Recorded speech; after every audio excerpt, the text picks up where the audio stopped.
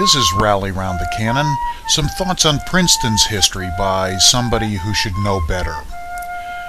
Since its advent in 1876, trumpeted incessantly atop its tiger and quill banner, the Daily Princetonian has, let's cut to the chase here, been the primary contemporary source of the history of the college and subsequently the university. The New York Times and other instant journals of civilization have steadily broadened and become distracted by such remote ephemera as Afghanistan and nuclear warheads. The Packet, Town Topics, and other local Princeton media, none of them daily anymore, are wildly insufficient in detail and topic selection.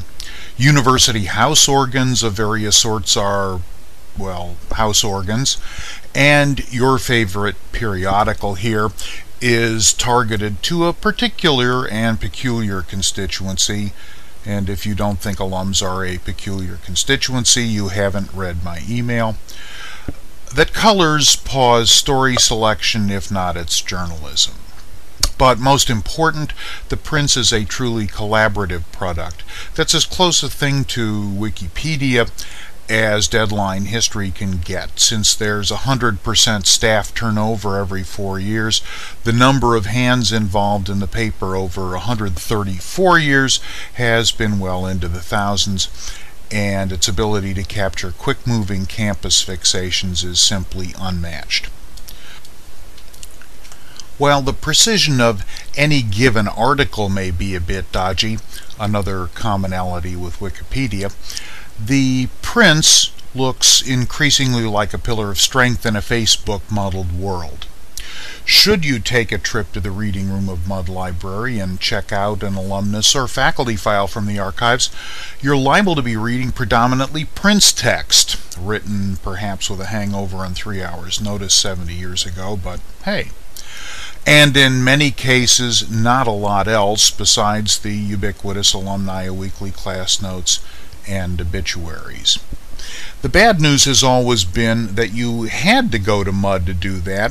Prior to the online Prince archives, which began in 2002, the back issues existed in faintly searchable form only in the archives on chronological microfilm. So, if you wanted to check a topic and had no idea on what date your target event happened, you were condemned to the purgatory of reeling around more than a fiddler at a barn dance, as Grand Ed used to say. And while the image of me floundering around in the itty-bitty microfilm room may cause you a smile, thanks a lot, Mom, you can also see that this was a qualitative impediment to real historians and their interpretation of the university and its place in the world. The good news is that those days are vanishing. The Prince trustees and the archives have undertaken a huge task, the searchable online Prince going all the way back to day one in 1876. Named inspirationally for Larry DePrez, the lovingly semi-obscene guiding light of the paper for over half a century, the archives open a rich historical window to the Princeton from anywhere there's a web connection, and it's a picture window at that. Not content with simply getting the text of the thousands of issues online, the DePrez archives contain full images of every page from the originals, with all text searchable. You can find 2,939 citations for Jack Honore's fabulous barbershop, for example. This is not an easy technical task. It involves laborious processing of the originals and often their physically unstable pages in a complex path from Canada to Cambodia to New Zealand to get them in shape for posterity. The database is currently up to 1961 and well on its way toward 2002. To say that it's worth this fastidious process is laughably understated, not only to you, the concerned historian, but to just about anybody who's spent time at Princeton over the years. To pick a current example out of the air, let's consider Bud Schmucky of the great class of 1941, one of the most devoted Princetonians of the last half century. During the workday, he was the 5th recording secretary of the university, keeping track of donors, and here's the dark downside, trying to keep them happy. Off the clock, he did a pile of volunteer work for Princeton and was a stalwart part of the Princetoniana history wing of the alumni body, too. His death on August 2nd saddened a huge number of his friends and beneficiaries in the Princeton family, and he'll be very sorely missed.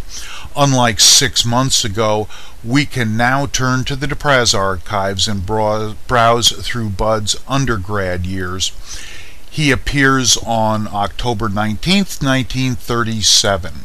His freshman physical is scheduled for 8:30 a.m., along with Russell Train, the eventual EPA administrator and founder of the World Wildlife Fund. From there, we follow Bud through intramural hockey and keycepting with Orange Key. Anybody out there remember keyceptors? Many adventures in Triangle, work with the economics faculty and at the Blairstown summer camp, and bickering into Dial Lodge. But there's nothing online yet about his time as a university staffer, since the database doesn't go beyond 1961. Thus, the big finale. The DePraz Project needs a few more bucks to finish its chronicles all the way through 2002. An underestimate of the number of pages involved in this huge, deep, dark past has left the trustees and archives a little short. So, get out your stack of Krugerrands and send a few to the archives, and let's get the Prince files and the archives up to snuff. Then you can DePraz yourself, find out all the things about your college years that you forgot about, and decide whether to legally change your name before your next job interview. You've been warned. After that's done, and you'll hear it here, I guarantee you, we'll begin our Rally Round campaign to similarly digitize the Princeton Alumni Weekly archives and open up the wonders of 110 years of carping over the football team and admissions to the unsuspecting universe. No, don't thank me. I live to serve. No remarks, Mom. Yours in virtual orange and black, this is Greg Lang of the great class of 1970. Rally Round the Cannon is a podcast from the Princeton Alumni Weekly online.